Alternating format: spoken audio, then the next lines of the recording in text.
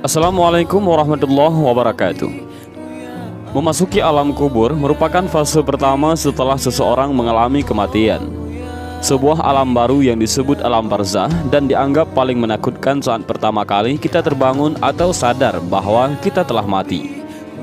Seseorang yang sudah mati akan merasa tak percaya jika ia sudah meninggalkan alam fana dan serasa bermimpi ketika di alam kubur.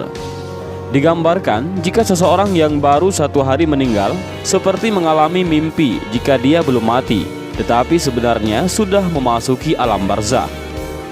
Disebutkan ketika seseorang yang mengalami kematian dan kemudian memasuki alam kubur, maka pertama yang akan datang adalah malaikat mungkar dan nangkir.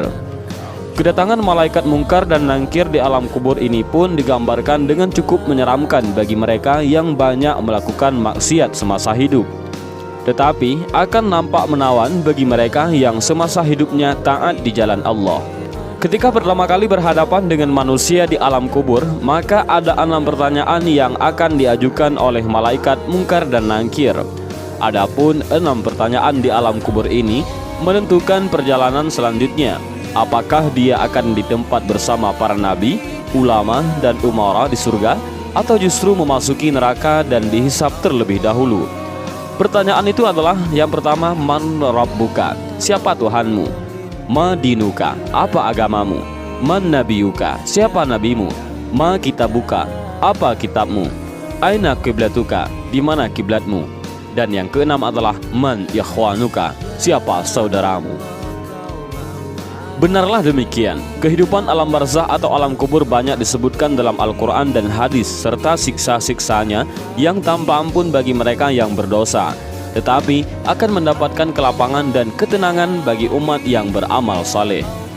Dan berikut ini adalah hadis Rasulullah SAW yang menggambarkan perjalanan manusia setelah melewati fase kematian. Maka di alam kubur sudah menanti kehidupan baru dan serba asing.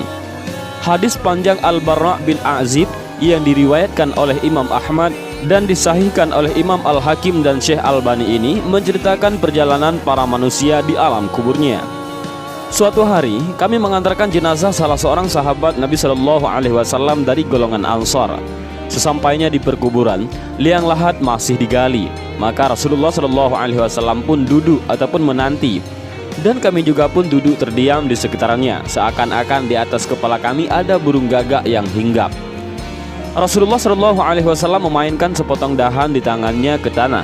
Lalu beliau mengangkat kepalanya seraya bersabda, "Mohonlah perlindungan kepada Allah dari azab kubur."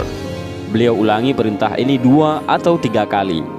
Kemudian beliau SAW bersabda, "Seandainya seorang yang beriman sudah tidak lagi menginginkan dunia dan telah mengharapkan akhirat ataupun sakratul maut, turunlah dari langit para malaikat yang bermuka cerah secerah sinar matahari.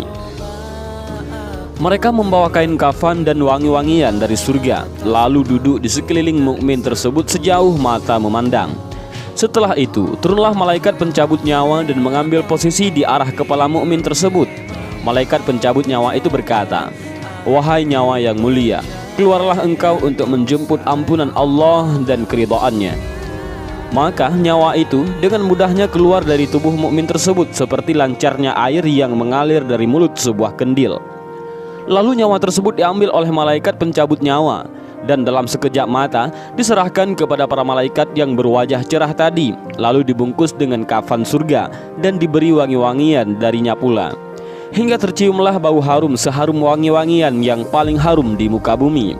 Kemudian nyawa yang telah dikafani itu diangkat ke langit. Setiap melewati sekelompok malaikat di langit, mereka bertanya, 'Nyawa siapakah yang amat mulia itu?' 'Ini adalah nyawa Fulan bin Fulan,' jawab para malaikat yang mengawalnya dengan menyebutkan namanya yang terbaik ketika di dunia. Sesampainya di langit dunia, mereka meminta izin untuk memasukinya, lalu diizinkan. Maka seluruh malaikat yang ada di langit itu ikut mengantarnya menuju langit berikutnya, hingga mereka sampai di langit ke-7. Di sanalah Allah berfirman, 'Tulislah nama hambaku ini dalam kitab Illiyin, lalu kembalikanlah ia ke jasadnya di bumi. Karena dirinya lah aku ciptakan mereka para manusia, dan kepadanya lah aku akan kembali, serta darinya lah mereka akan kubangkitkan.' Lalu nyawa tersebut dikembalikan ke jasadnya di dunia. Lantas datanglah 2 orang